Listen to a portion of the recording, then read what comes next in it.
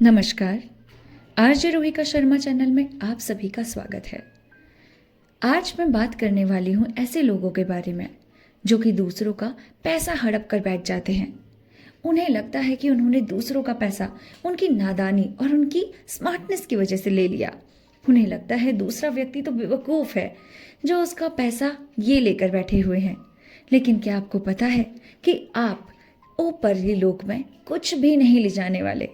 अपने सभी कर्मों का फल आपको यहीं भुगतना है। आप किसी का 1 रुपया लेंगे तो भगवान आपसे 1 लाख निकलवाएंगे।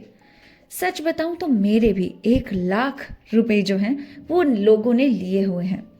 आज तक अपनी जिंदगी में हमने किसी का 1 भी रुपया नहीं रखा, लेकिन मेरे इतने सारे पैसे लोग लेकर बैठे हैं। आपको क्या लगता है, क्या वो लोग सुख चैन से रह पाएंगे? देखिए, अभी तक तो सुख चैन से होंगे। मैं उनके बारे में कुछ भला या बुरा नहीं सोचती, लेकिन हाँ, जहाँ पर देर है वहाँ अंधेर नहीं। मतलब जहाँ अंधेर है वहाँ देर है, ये बात तो सच है, लेकिन उसका फल जरूर मिलेगा। आज की हमारी कहानी, जिसका नाम है गुप्त धन, इसी बात पर आधारित है कि अगर आप किसी से छल कपट करके उसका पैसा ले लेते हैं और उसे वापस नहीं देते बल्कि लालच में फंस जाते हैं, तो आपके साथ कैसा परिणाम होता है, इसका फल क्या होता है, ये सब कुछ हम आज की कहानी में देखने वाले हैं। तो चलिए कहानी शुरू करते हैं, जिसके लेखक हैं प्रेमचंद्र जी। बाबू हरिदास का ईंटों का पजावा शहर से मिला हुआ था। आसपास के देहातों से सैकड़ों स्त्री पुरुष लड़के नित्य आते और पजावे से ईंट सर पर उठाकर ऊपर कतारों से सजाते। एक आदमी पजावे के पास एक टोकरी में कौड़ियां लिए बैठा रहता था। मजदूरों को ईंटों की संख्या के हिसाब से कौड़ियां बांटता। ईंटें जितनी ही ज्यादा होती उतनी ही ज्यादा कौड़ियां मिलती। इस लोभ में बहुत से मजदूर बूते के बाहर से काम करते। थोड़े से ज्यादा ईंटें ले जाता हूँ, थोड़ा ज्यादा पैसा बन जाएगा। आ, आ, ये कैसे गिर गया? हे भगवान, कैसा जन्म दिया है तूने हमें।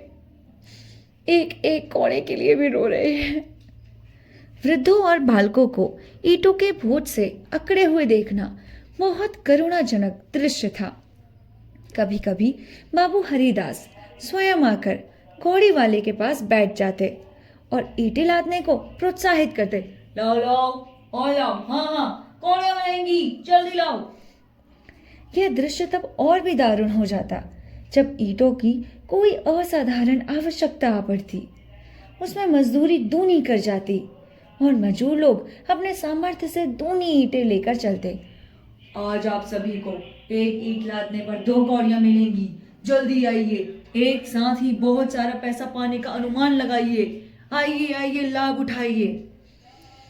जगह जगह एक पग उठाना कठिन हो जाता। उन्हें सर पर पैर तक पसीने से डूबे पजावे की राख चढ़ाए ईंटों का एक पहाड़ सर पर रखे बोझ से दबे देखकर ऐसा जान पड़ता था मानो लोभ का भूत उन्हें जमीन पर पटक कर उनके सर पर सवार हो गया है। सबसे करुण दशा एक छोटे लड़के की थी जो सदैव अपनी अवस्था के लड़कों से दुगनी ईंटें उठाता और सारे दिन अविश्रांत परिश्रम और धैर्य के साथ अपने काम में लगा रहता। बाबूजी, अगर मैं 2 ईंटें उठाऊंगा तो क्या मेरे को 2 कौड़ियां मिलेंगी? हाँ हाँ, 10 उठाओ तो 10 मिलेंगी। ठीक है बाबूजी, मैं 5 तो उठा ही लेता हूँ। उसके मुख पर ऐसी दीनता छाई रहती थी। उसका शरीर इतना क्रश और दुर्बल था कि उसे देखकर दया आ जाती थी। और लड़के बनिए की दुकान से गुड़ लाकर खाते। कोई सड़क पर जाने वाले इक्को और हवा गाड़ियों को बाहर देखता और कोई व्यक्तिगत संग्राम में अपने जेहवा और बाहु के जौहर दिखाता। लेकिन इस गरीब लड़के को अपने काम से काम था। उसमें लड़कपन की न चंचलता थी, न शरारत, न खिलाड़ीपन, यहाँ तक कि उसके होठों पर कभी हंसी भी ना आती। बाबू हरिदास को उसकी दशा पर दया आती। कभी कभी कौड़ी वालों को इशारा करते कि उसे हिसाब से अधिक कौड़ियां दे दो। कभी कभी वो उसे कुछ खाने को दे देते। सुनो, उस बेचारे बच्चे को ये खाने को दे देना, तुम्हें वो खाने को देना चाहिए, समझे? एक दिन उन्होंने उस लड़के को बुलाकर अपने पास बिठाया और उसके समाचार पूछने लगे। और बेटा, क्या नाम है तुम्हारा? कहाँ रहते हो? पिता क्या करते हैं? ज्ञात हुआ कि उसका घर पास के ही गांव में है। घर में एक वृद्धा माता के सिवा कोई नहीं है और वह वृद्धा भी किसी पुराने रोग से ग्रस्त रहती है। घर का सारा भार इसी लड़के के सर पर था। कोई उसे रोटियां बनाकर देने वाला भी न था। शाम को जाता तो अपने हाथों से रोटियां बनाता और अपनी माँ को खिलाता। माँ, ये लो, रोटी खा लो, आज मैं पूरे 10 कौड़ियाँ कमा के लाया हूँ। ये लो माँ। ला बेटा, मेरी तो ऐसी दशा हो गई है कि कुछ कर भी नहीं सकती। ला मेरा लाल, इतनी गरीबी क्या करूं। जाति का ठाकुर था। किसी समय उसका कुल धन धान्य संपन्न था। लेन देन होता था और शक्कर का कारखाना चलता था। कुछ जमीन भी थी, किंतु भाइयों की स्पर्धा और विदेश ने उसे इतनी हीनावस्था को पहुंचा दिया कि अब रोटियों के लाले थे। लड़के का नाम मगन सिंह था। हरिदास ने पूछा, गांव वाले तुम्हारी कुछ मदद नहीं करते? वाह, उनका वश चले तो मुझे मार डाले। सब समझते हैं कि मेरे घर में रुपए गड़े हैं। पुराना घर है, कुछ ना कुछ तो होगा ही। तुम्हारी माँ ने इस विषय में तुमसे कुछ कहा नहीं? बाबूजी, मेरा पैसा भी नहीं है, एक पैसा नहीं है।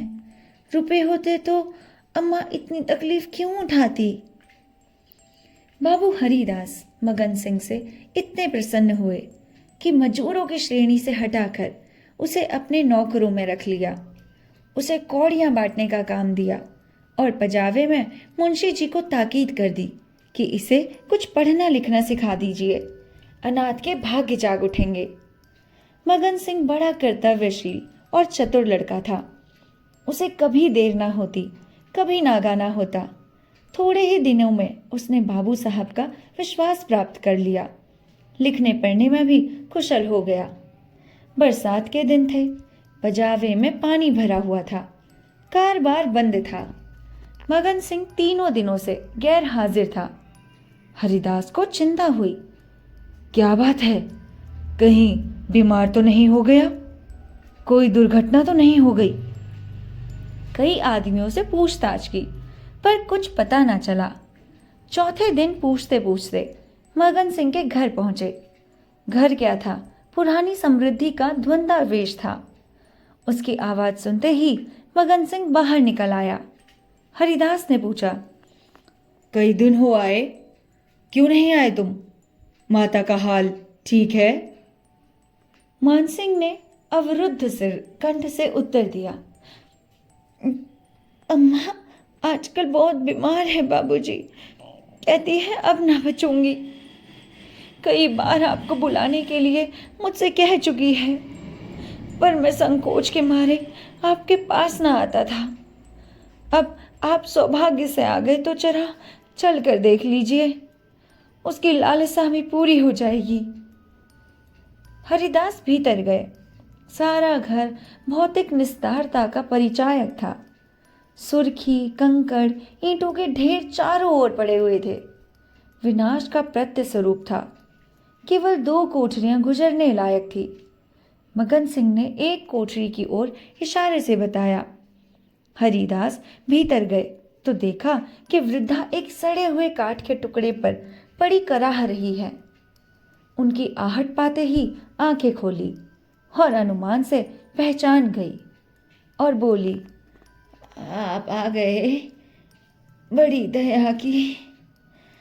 आपके दर्शनों की अभिलाषा थी। मेरे अनाथ बालक के नाथ अब आप ही हैं। जैसे आपने अब तक उसकी रक्षा की है,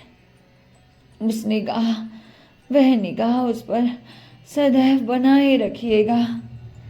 मेरी विपत्ति के दिन पूरे हो गए। इस मिट्टी को पार पार लगा दीजिएगा। एक दिन घर में लक्ष्मी का वास था। अदिन आए तो उन्होंने भी आंखें फेर ली। पुरखों ने इसी दिन के लिए कुछ थाती धरती माता को सौंप दी थी। उसका बीजक बड़े यत्न से रखा था, पर बहुत दिनों से उसका पता नहीं चलता था। मगन के पिता ने बहुत खोजा पर पा न सके, नहीं तो हमारी दशा इतनी हीन न होती। आज 3 दिन हुए मुझे वह बीजक मिल गया है। इन्हीं रद्दी के कागजों में अपने आप ही मिल गया। तब से उसे छिपा कर रखे हुए हूँ। मगन बाहर है।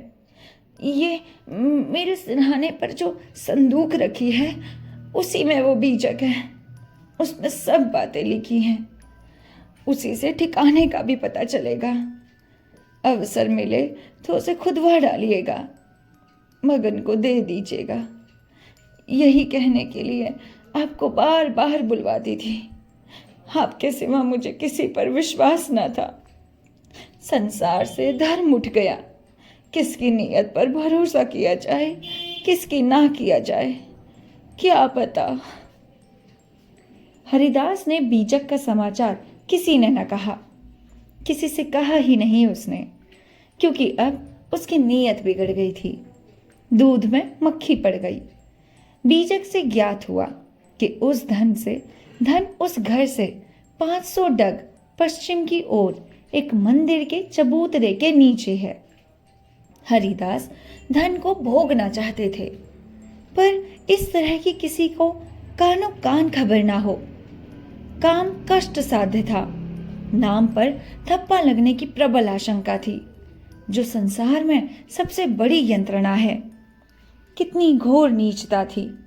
जिस अनाथ की रक्षा की, जिसके बच्चों की भांति पाला, उसके साथ विश्वासघात। कई दिनों तक आत्मवेदमा की पीड़ा सहते रहे। अंत में कुतर्कों ने विवेक को परास्त कर दिया। मैंने कभी धर्म का परित्याग नहीं किया, ना कभी करूंगा। क्या कोई ऐसा प्राणी भी है जो जीवन में एक बार भी विचलित ना हुआ हो? यदि है तो वह मनुष्य नहीं, देवता है। और मैं देवता नहीं, मनुष्य हूं। मुझे देवताओं की पंक्ति में बैठने का दावा नहीं करना। मन को समझाना, बच्चे को फुसलाना है। हरिदास सांझ को सैर करने के लिए घर से निकल जाते। जब चारों ओर सन्नाटा छा जाता तो मंदिर के चबूतरे पर आ बैठते और एक कुदाली से उसे खोदते। दिन में 2-1 बार इधर उधर ताक झाक करते कि कोई चबूतरे के पास खड़ा तो नहीं है। रात की निस्तब्धता में उन्हें अकेले बैठे ईंटों को हटाते हुए उतना ही भय होता था जितना किसी भ्रष्ट वैष्णव को आमिष भोजन से होता था। चबूतरा लंबा और चौड़ा था। उसे खोदते 1 महीना लग गया और अभी आधी मंजिल भी न तय हुई थी। इन दिनों उसकी दशा उस पुरुष की सी थी जो कोई मंत्र जगा रहा हो। चित्त पर चंचलता छाई रहती। आंखों की ज्योति तीव्र हो गई थी। बहुत गुमसुम रहते, मानो ध्यान में हो। किसी से बातचीत ना करते। अगर कोई छेड़छाड़ कर बात करता तो झुंझला पड़ते। बजावे की ओर बहुत कम जाते। विचारशील पुरुष थे। आत्मा बार बार इस कुटिल व्यापार से भागती। निश्चय करते कि अब चबूतरे की ओर न जाऊंगा, पर संध्या होते ही उन पर एक नशा सा छा जाता। बुद्धि विवेक का अपहरण हो जाता। जैसे कुत्ता मार खाकर थोड़ी देर के बाद टुकड़े की लालच में जा बैठता है, वही दशा उनकी भी थी। यहां तक कि दूसरा मास भी व्यतीत हुआ। अमावस की रात थी। हरिदास मलिन हृदय में बैठी हुई काली मां की भांति चबूतरे पर बैठे हुए थे। आज चबूतरा खुद जाएगा। जरा देर तक और मेहनत करनी पड़ेगी। कोई चिंता नहीं। घर में लोग चिंतित हो रहे होंगे, पर अभी निश्चित हुआ जाता है कि चबूतरे के नीचे क्या है। पत्थर का तहखाना निकल आया तो समझ जाऊंगा कि धन अवश्य होगा। तहखाना ना मिले तो मालूम हो जाएगा कि सब धोखा ही धोखा है। कहीं सचमुच तहखाना ना मिले तो बड़ी दिल लगी हो, मुफ्त में उल्लू बन जाऊंगा। पर नहीं, कुदाली खटखट बोल रही है। हाँ, पत्थर की चट्टान है। उन्होंने टटोल कर देखा। भ्रम दूर हो गया। चट्टान थी, तहखाना मिल गया। लेकिन हरिदास खुशी से उछले कूदले नहीं। आज वे लौट तो सिर्फ सिर में दर्द था। समझे थकान है, लेकिन यह थकान नींद से ना गई। रात को ही उन्हें जोर से बुखार हो गया। 3 दिन तक ज्वर में पड़े रहे। किसी दवा से फायदा ना हुआ। इस रूढ़ावस्था में हरिदास को बार बार भ्रम होता, कहीं ये मेरी तृष्णा का दंड तो नहीं। जी में आता था मगन सिंह को बीजक दे दूं और क्षमा की याचना करूं, पर भंडाफोड़ होने का भय मुंह बंद कर देता था। ना जाने ईसा के अनुयायी अपने पादरियों के सम्मुख कैसे अपने जीवन भर के पापों की कथा सुनाया करते थे। हरिदास की मृत्यु के पीछे यह बीजक उनके सुपुत्र प्रभुदास के हाथ लगा।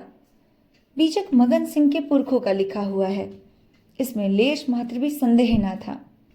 लेकिन उन्होंने सोचा कि पिताजी ने कुछ सोचकर ही इस मार्ग पर पग रखा होगा। वे कितने नीतिपरायण, कितने सत्यवादी पुरुष थे। उनकी नीयत पर कभी किसी को संदेह नहीं हुआ। जब उन्होंने इस आचार को घृणित नहीं समझा तो मेरी क्या गिनती है। कहीं यह धन हाथ आ जाए तो कितने सुख से जीवन व्यतीत हो। शहर के रईसों को दिखा दूंगा कि धन का सदुपयोग क्यों कर होना चाहिए। बड़ों बड़ों का सर नीचा कर दूंगा, कोई आंखें ना मिला सकेगा। इरादा पक्का हो गया। शाम होते ही वे घर से बाहर निकले। वही समय था, वही चौकन्नी आंखें और वही तेज कुदाली। ऐसा ज्ञात होता था मानो हरिदास की आत्मा इस नए भेष में अपना काम कर रही है। चबूतरे का धरातल पहले ही खुद चुका था। अब संगीन तहखाना था। जोड़ों को हटाना कठिन था। पुराने जमाने का पक्का मसाला था। कुल्हाड़ी उचट कुचट कर लौट आती। कई दिनों में ऊपर की दरारें खुली, लेकिन चट्टानें जरा भी नहीं हिली। जब वह लोहे की छड़ से काम न लगे, लेकिन इन दिनों तक जोर लगाने पर भी चट्टानें ना खिसकी। सब कुछ अपने ही हाथों करना था। किसी से सहायता ना मिल सकती थी। यहां तक कि फिर वही अमावस्या की रात आई। प्रभुदास को जोर लगाते 12 बज गए और चट्टानें भाग्य रेखा की भांति अटल थी। पर आज इस समस्या को हल करना था। कहीं तहखाने पर किसी की निगाह पड़ जाए तो मेरे मन की लालसा मन में ही रह जाएगी। वह चट्टान पर बैठकर सोचने लगे कि क्या करूं। बुद्धि का काम नहीं करती। सहसा उन्हें एक युक्ति सूझी, क्यों ना बारूद से काम लूं। इतने अधीर हो रहे थे कि कल पर इस काम को ना छोड़ सके। सीधे बाजार की तरफ चले। 2 मील का रास्ता हवा की तरह साफ कर दिया। पर वहां पहुंचे तो दुकानें बंद हो चुकी थी। आतिशबाज हीले करने लगा। बारूद इस समय नहीं मिल सकती, सरकारी हुक्म नहीं है। तुम कौन हो? इस वक्त बारूद लेकर क्या करोगे? ना भैया, कोई वारदात हो जाए तो मुफ्त में बंधा बंधा फिरूं, तुम्हें कौन पूछेगा। प्रभुदास की शांति वृत्ति कभी इतनी कठिन परीक्षा में ना पड़ी थी कि अंत तक अनूने विनय ही करती रही। यहां तक कि मुद्राओं की सुरीली झंकार ने उसे वशीभूत कर लिया। प्रभुदास यहां से चले तो धरती पर पांव ना पड़ते थे। अब रात के 2 बजे थे। प्रभुदास मंदिर के पास पहुंचे। चट्टानों की दराजों में बारूद रखे थे। अंधेरा गार के समान था, मानो कोई पिशाच उन्हें निगल जाने के लिए मुंह खोले हुए है। प्रभात का समय था। प्रभुदास अपने कमरे में लेटे हुए थे। सामने लोहे के संदूक में 10,000 पुरानी मोहरें रखी हुई थी। उनकी माता सिरहाने पंखा बैठी चल रही थी। प्रभुदास जर की ज्वाला से जल रहे थे। करवटें बदलते, कराहते, हाथ पांव पटकते थे, पर आंखें लोहे के संदूक की ओर लगी हुई थी। इसी में उनके जीवन की आशाएं बंद थी। मगन सिंह अब पजावे का मुंशी था, इसी घर में रहता था। आकर बोला, पजावे चलिएगा, गाड़ी तैयार करवाऊं महाराज। प्रभुदास ने उसके मुख की ओर क्षमा याचना की दृष्टि से देखा और बोले, मैं आज ना चलूंगा, तबीयत अच्छी नहीं है, तुम भी मन जाओ। मगन सिंह उनकी दशा को देखकर डॉक्टर को बुलाने चला। 10 बजते बजते प्रभुदास का मुख पीला पड़ गया, आंखें लाल हो गई। माता ने उसकी ओर देखा तो शोक से विट्ठल हो गई। बाबू हरिदास की अंतिम दशा उनकी आंखों में फिर गई। जान पड़ता था यह उसी शोक घटना की पुनरावृत्ति है। यह देवताओं की मनोतियां मना रही थी, किंतु प्रभुदास की आंखें उसी लोहे के संदूक की ओर लगी हुई थी जिस पर उन्होंने अपनी आत्मा का अर्पण कर दिया। उनकी स्त्री आकर उनके पैठाने बैठ गई, बिलक बिलक कर रोने लगी। प्रभुदास की आंखों से भी आंसू बह रहे थे, पर वो आंखें उसी लोहे के संदूक की ओर निराशापूर्ण भाव से देख रही थी। डॉक्टर ने आकर देखा, दवा दी और चला गया, पर दवा का असर उल्टा हुआ। प्रभुदास के हाथ पांव सर्द हो गए, मुख निस्तेज हो गया, हृदय की गति मंदी पड़ गई, पर आंखें संदूक की ओर से न हटी। मोहल्ले के लोग जमा हो गए। पिता और पुत्र के स्वभाव और चरित्र पर टिप्पणियां होने लगी। दोनों शील और विनय के पुतले थे, किसी को भूल कर भी कड़ी बात ना कही। प्रभुदास का संपूर्ण शरीर ठंडा हो गया था। प्राण था तो केवल आंखों में। वे अब भी उसी लोहे के संदूक की ओर सतृष्ण भाव से देख रही थी। घर में कोहराम मचा था। दोनों महिलाएं पछाड़े खाकर करती थी। मोहल्ले की स्त्रियां उन्हें समझाती। अन्य मित्रगण आंखों पर रुमाल जमाए हुए थे। जवानी की मौत संसार का सबसे करुण, सबसे अस्वाभाविक और भयंकर दृश्य है। यह वज्राघात है, विधाता की निर्दय लीला है।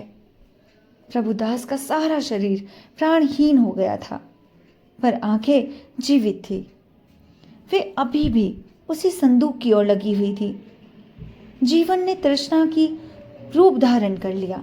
सांस निकलती है पर आस नहीं निकलती। इतने में मगन सिंह आ खड़े हुए। प्रभुदास की निगाह उस पर पड़ी।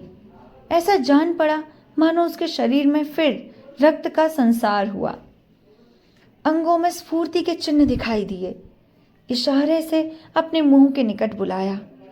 उसके कान में कुछ कहा। एक बार लोहे के संदूक की ओर इशारा किया और आंखें उलट गई। प्राण निकल गए और यह कहानी यहीं पर खत्म हो गई। मगन सिंह को उसका पैसा, उसकी धन, उसकी संपत्ति मिल गई और इन्हें क्या मिला? दोनों बाप बेटे लालच के चक्कर में जान से भी हाथ गवा बैठे और धन से भी, और मगन सिंह के नजरों में भी गिर बैठे। तो आपको ये कहानी कैसी लगी हमें लिखकर ज़रूर बताइएगा। मिलते हैं आपसे नेक्स्ट कहानी के साथ। तब तक के लिए नमस्कार। अपना ख्याल रखिए।